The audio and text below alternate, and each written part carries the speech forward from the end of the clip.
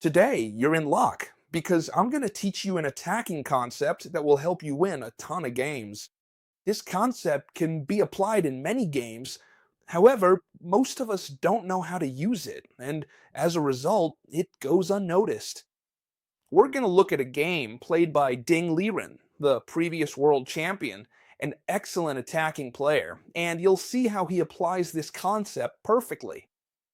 I insist that you pay close attention because if you learn how to use this, your attacks will be completely transformed. The game started with knight to f3 and knight to f6. Anyone could have guessed, right? That this is going to be a spectacular attacking game, even though it starts off very calmly and, in fact, continues with one of the openings, the English opening, which is known for being pretty quiet, right? But you'll see that in just a few moves, this turns into a masterclass in attacking play.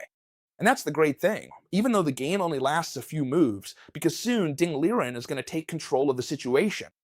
The game continues with e6. So far, everything is super calm. Taking advantage of the fact that black isn't fighting for the center, Ding Liren plays d4, right? You already know that whenever you can fight for the center, it's usually a great idea. Very good. Black continues with d5. So far, it looks like after this knight to c3, we've transposed into maybe an orthodox defense against the queen's gambit.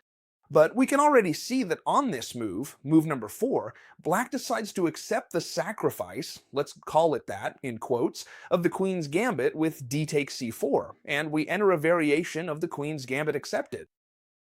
There are several possible moves here, right? But Ding Liren goes for the most critical variation, which is this e4.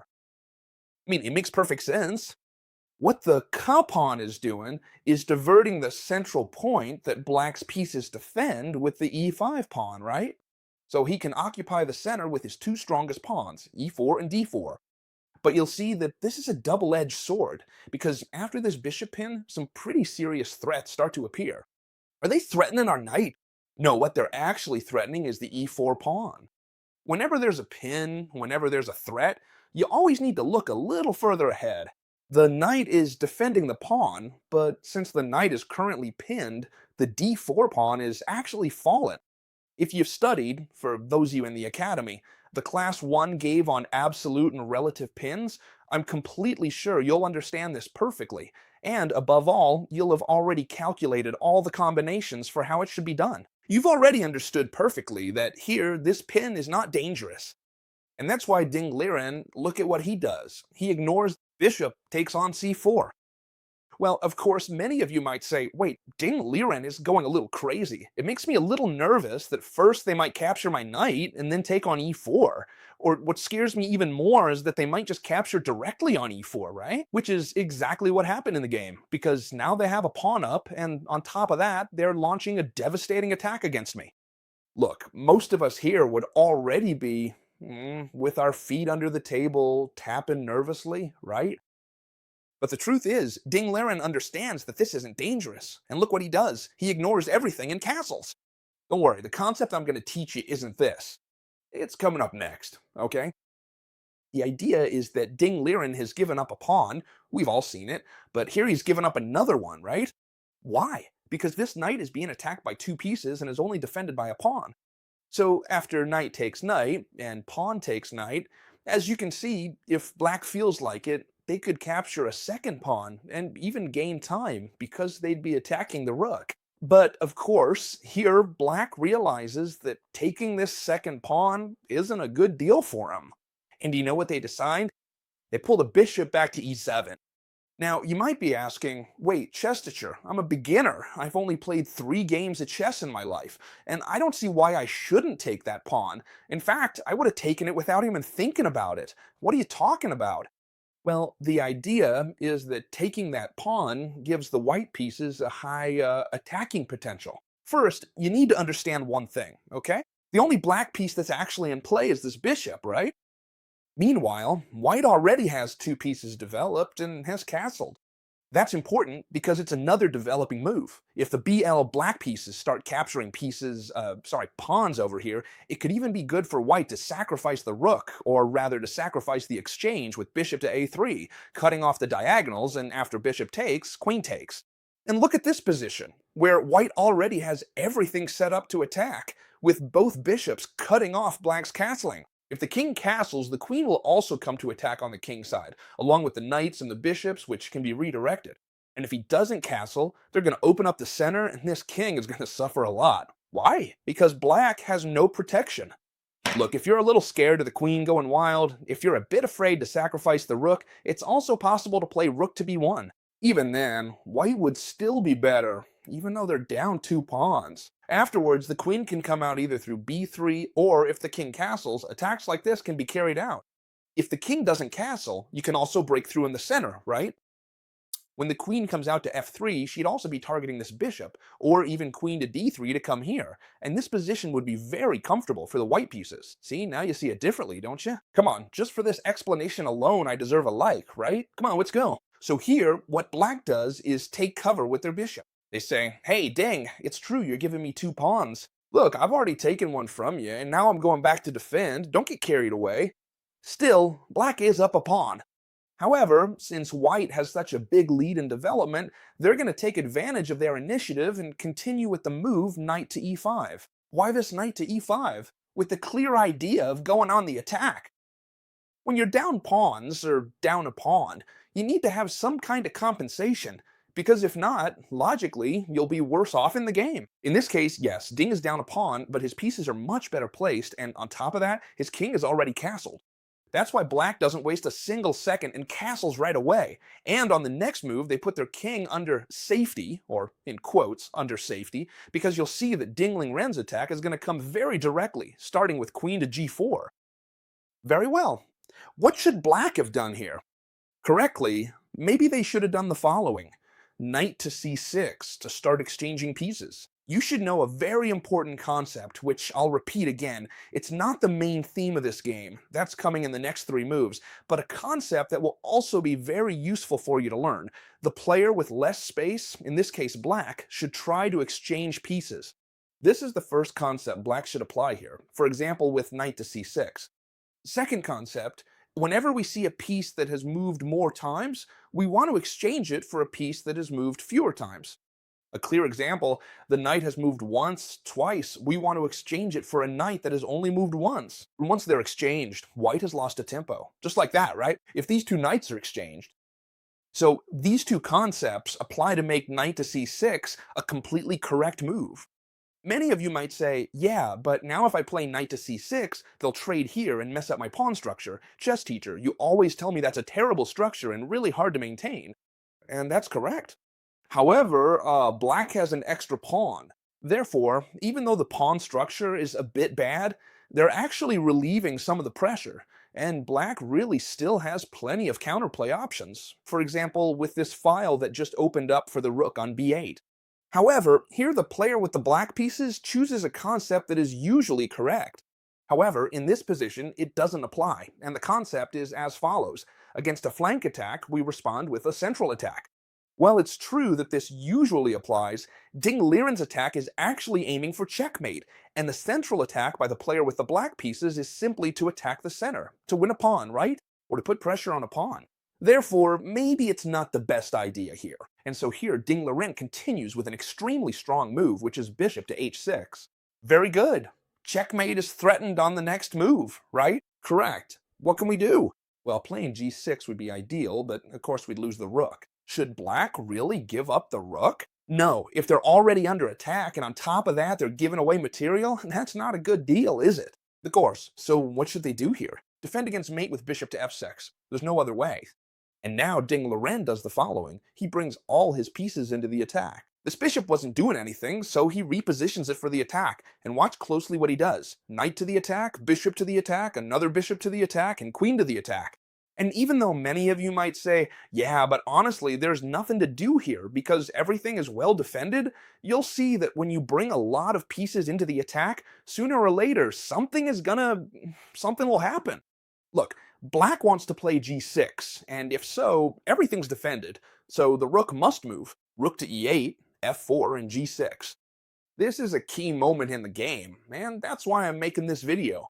Pay attention. If you're doing the dishes, if you're cooking, if you're having a coffee, please pay attention to this moment, because if you understand it, you'll be able to use it in your own games. All right? And I won't keep you waiting any longer. Let's take a look at this. Black seems to have an extra pawn, right? And they've actually made a pretty good deal. They accepted the first pawn sacrifice, but not the second one. And even though white is attacking a lot, I think many of you here wouldn't even think of a way to attack. In fact, anyone who wants to, right? If you have more time, you can pause the video to think about it. If not, let's see what happens here. Really, what way can you think of to attack when everything is so well defended? The bishop is here covering the dark squares, the knight is about to come in. Well, look at what Ding Liren is about to do. What is more important in these kinds of situations where we're already down material? What we want is to be active and go on the attack. And you know what Ding Liren does, right? Yes, even though the g6 pawn is defended by two pawns, he's going to sacrifice two pieces, both the knight and the bishop. You should always look for these kinds of sacrifices when black's pieces still have the queen side undeveloped. And you're going to come across this many times in your games, especially those of you who like to attack. Take a look at this. Bishop takes on g6. Gives you goosebumps. Why bishop takes on g6? Let's see why, right? Pawn takes, knight takes on g6. There's nothing better than taking the knight, because otherwise it's going to leave with a discovered check, and the sacrifice would have been pointless. And now, of course, queen takes. Check. Well, a lot of you might say to me here, yeah, that's great. The attack is scary, right? Because I have a queen and a bishop here against a king that's completely exposed. But let's not kid ourselves. My other two rooks are a bit too far away to join the battle, and my opponent's going to play rook to g8, attacking the queen, maybe queen to a8 also to attack the queen. He's going to bring the knight in two moves, and it's going to be a bit tough for me to go on and win the game. Careful. Here, you'll see how Ding Liren really is an extraordinary player. There are several ways to launch a good attack here. The first, without a doubt, would be rook to f3 to bring the rook over, although, as I said, it would be tough because they're going to play rook to g8, and even if the queen could go to h5 and keep up a good attack, it's not so clear that white is going to win the game. Do you know what move Ding Liren plays here that, in my opinion, makes him worthy of being world champion? Look at this. What a move, right? Bishop to g5. And a lot of you might say, come on, Chestershire, this Chinese player is going crazy. And I'd say, well, it kind of looks like it, doesn't it? If he only has the queen and bishop to attack, and he trades the bishop, can he attack with just the queen? Check this out. Let's evaluate this move. Black has two options only. Why? Because bishop takes bishop wins the game, or at least wins the queen, right? Check, and I take the queen. So either they take or they defend with rook to f8. There are only two options. If they defend with rook to f8, we could simply continue with the plan of rook to f3, rook to h3. And now it would be incredibly powerful because the bishop has moved away from the h-file. And look closely, it would be checkmate. So maybe rook to f3 already has some drastic consequences for black's pieces. So here, what the player with the black pieces did, and made perfect sense, was to take the bishop, thinking, I'll take away your only attacker, and on top of that, what's going to happen? I'm going to get rid of some pieces, right? So look, bishop takes bishop. But what did Ding Liren think here? Why did he sacrifice the bishop? Check this out. When the pawn recaptures, the rook joins the attack without even moving. The technical move was to open lines for the rook. And not only that, but when this rook comes in, the other one, which was all the way in China, literally with Ding Liren, oh wait, this game was played in China. So actually it was in the Canary Islands in Spain, on the other side of the world, right? It'll come in with a single move. So, a master move by the Chinese player. Why? Because now all of black's pieces are undeveloped, totally bored, right? And white's about to launch a lethal attack. So what's going to be the outcome of this game? Well, let's find out right now. What's being threatened? The threat is obvious, isn't it? If white puts the rook on f7, it's game over, because two unstoppable mates are being threatened at the same time. So the only option to keep fighting is to prevent that entry. Rook to e7. But now Ding Liren does the following. Queen to h3. Check. And why? So that when the king moves, he can wedge this pawn into g3. What a great move, right? Hey, Chestercher, what nonsense. What are you threatening? You're not threatening, mate, because the rook is covering it. So what are you threatening? Well, it's very simple, and you'll see it next. Since the attack is already fully set up and black needs a lot of moves, I'm going to show you that they don't have time to come and defend. Look, knight to d7 to come and defend, but Ding Liren, as calm as ever, plays rook to f3. For what? Well, to create two threats at once. To swing the rook over to h3 and double up the rooks on the f-file, and after knight to f8 and rook from h to f1, you can see that black has nothing left to do. What's being threatened now? Rook takes knight, they'd have to give up the queen, and then it would be mate on the next move. So they have to move the knight away. They have nothing better than to move it by capturing this pawn. If they decide to go back to d7, it would be even worse. Why? Because then rook to f7 would follow, and the mate threat would be the same. Now this rook does nothing because we have two rooks. So the player with the black pieces says, look, at least I'll give you a piece since you gave me two, and I'll try to keep the attack going. But it doesn't help at all. Queen takes knight would be a good move, but Ding Liren's move is even better. Rook to g3 pinning the knight, I'm going to take it anyway. And after the rook moves to g7 to defend, rook takes knight, and black resigned. But why'd they resign already? Because checkmate is imminent. There's no way to save themselves. If rook takes, checkmate will come in the next moves. Queen takes, the other rook will come in, and it'll be an unstoppable mate. You can check it yourself. And the logical move, which is to try to defend the rook with the queen, doesn't help either, because all you have to do is play rook to f3. And after any move by the black pieces, let's say they try to defend with whatever, with this rook, with this bishop, right? Trying to make space, rook to g3. And now this rook, which is being attacked by 1, 2, 3 pieces, can't be defended by any piece, right? So simply put, this is definitely going to be checkmate. Rook takes rook, right? They can't block with the queen because then it would be mate on the next move. They have to escape with the king, and then I'm sure all of you would know how to deliver mate, right? At the very least, with rook to g7, I think this has to be mate on the next move. When the king moves away, instead of capturing the queen, we could even check with the rook itself, so that if the king escapes, we would checkmate with the queen, and if they block with the queen, we would also checkmate with the queen. So, wonderful attacking performance by Ding Liren. Did you understand the concept of sacrificing two pieces in these cases? When the castling looks well placed, and on top of that, the queenside pieces aren't developed? This concept is key, and you can apply it in your own games. Remember one thing very well. If you like learning these kinds of concepts, and your goal is, for example, to surpass 2,000 FIDE Elo points, then you probably need something more than just these simple videos. These videos are great, of course, because I put a lot of effort into making them that way, but you should know that the most powerful lessons are held every week inside the Academy. And it's really easy to join because you have the link right down here in the description. I assure you, the prices are super competitive.